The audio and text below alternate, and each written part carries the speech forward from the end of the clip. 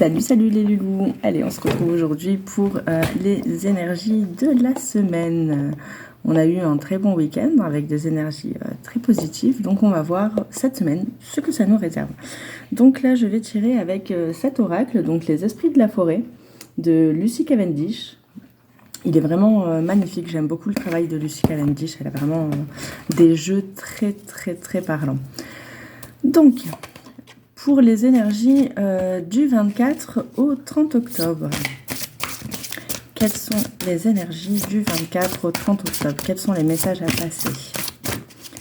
Les messages à passer du 24 au 30 octobre. Donc nous avons la carte de Frigga, donc qui dit disposition, générosité, abondance. On continue du coup sur les bonnes énergies de ce week-end, hein, puisque on a de l'abondance, on a également l'autre monde, voile, maladie et trahison. Je vais vous dire après un peu ce que ça veut dire. La gardienne des sigils, symbole, signe et message.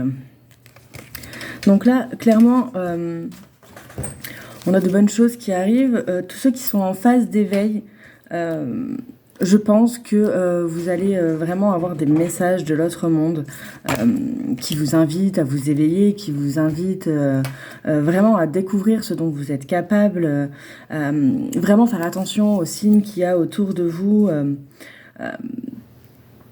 Ces cartes, elles veulent aussi dire, parce que je pense qu'il y a deux messages, et ce que ça me renvoie beaucoup, ces deux messages. Donc il y a ce message sur la spiritualité, et on a l'autre message du coup sur les maladies. Je pense que des gens malades ou autres, ça va s'arranger en fait. Pour des gens qui ont des maladies très grosses ou très présentes, va y avoir un petit mieux. Voilà. Avec ceci, on a Blue Moon, sacrifice, offrande et décision. On revient sur les décisions, hein, comme ce week-end. Hein, vous aviez de bonnes cartes sur la récompense, etc. Et vous aviez la décision qui arrivait derrière. Avec, on a le roi des elfes des bois sombres, donc autorité, crédibilité et prestige. Donc pour moi, là, c'est un gros attention, en fait. Par exemple, pour tout ce qui concerne la maladie, donc... avec le roi des elfes, vraiment, ça renvoie à... c'est pas parce que ça va un petit peu mieux que il faut plus rien faire, il faut plus soigner. On se dit, c'est bon, ça va mieux, tout va bien. Non, pas du tout. Pas du tout, continuez à faire attention, hein, quand même. Vraiment continuer à faire attention. Et pour l'autre côté du tirage, du coup, on a beaucoup de bonnes choses et tout le côté spirituel. N'oubliez pas que si vous travaillez avec des entités, des divinités, des élémentaires ou autres, elles sont pas là pour vous servir. Elles sont pas là pour vous servir, clairement, il faut pas l'oublier. On n'oublie pas de remercier, on n'oublie pas de faire des petites offrandes parce que ça fait plaisir et puis c'est un remerciement hein, qu'on leur fait de bien vouloir nous accorder leur aide. Donc vraiment, sur ça, faut faire attention. Vous allez réussir ce que vous allez entreprendre, mais un gros attention. Ne les oubliez pas, ils sont pas là pour vous servir. Hein, c'est pas... Alors, qu'est-ce que ça peut nous dire encore sur les énergies du 24 au 30? Mes guides, les messages.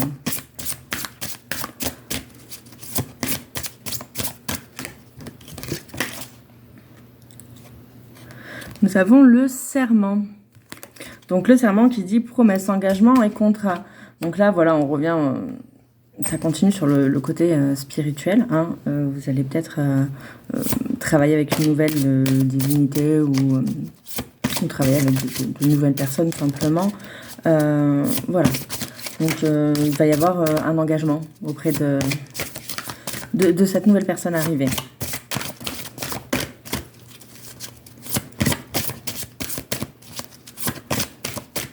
Les énergies du 24 au 30. Alors, nous avons la norme, planification, patience et coopération.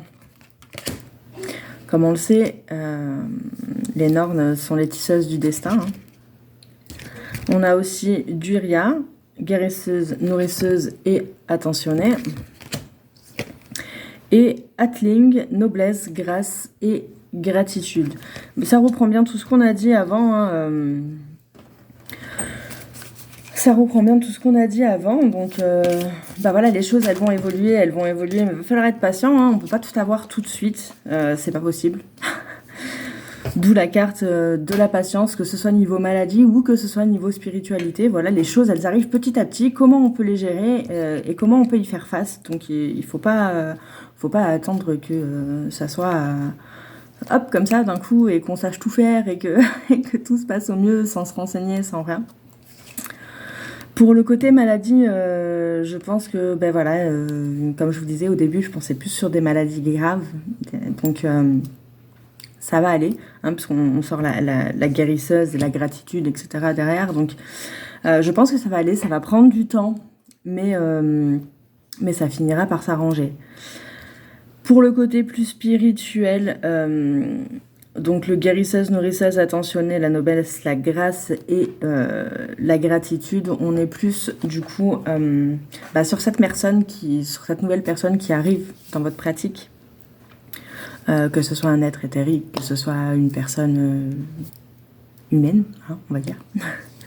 Voilà, il va y avoir beaucoup d'échanges, il va y avoir un vrai feeling et voilà, ça va vous apporter vraiment beaucoup. Ça va être une personne qui va être très cocooning, on va dire, avec vous. Elle va vous mettre à l'aise, vous allez vraiment pouvoir vous laisser aller, vous allez pouvoir évoluer, hein, dans ce sens-là. Donc soyez vraiment dans la gratitude, vraiment ce côté gratitude, il revient là sur la carte de Atling tout à l'heure avec je perds mes mots, tout à l'heure avec le côté offrande, etc. etc. Donc vraiment, voilà, soyez à l'écoute, soyez dans la gratitude, vraiment dites merci. La dernière carte qui a sauté, la futée. Donc la futée, on est dans le silence, l'observation et l'habileté. Pour moi, c'est le silence et l'observation, hein, qui ressort, surtout quand on regarde cette carte, voilà, avec les animaux, etc. Ça revient à ce que je disais, on ne se précipite pas, on laisse les choses faire comme elles doivent se faire et on aura les résultats escomptés. Mais vraiment, pas de précipitation, tout va se faire comme elles doivent se faire et ça va très bien se passer. Mes guides, est-ce que vous avez d'autres messages sur les énergies du 24 au 30 ?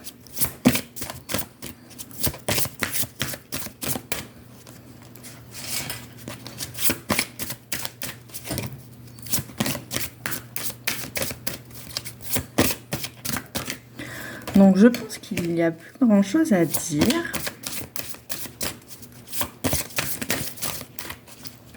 Voilà, la dernière carte qui est sortie, c'est la tisserande, destin, destinée et weird.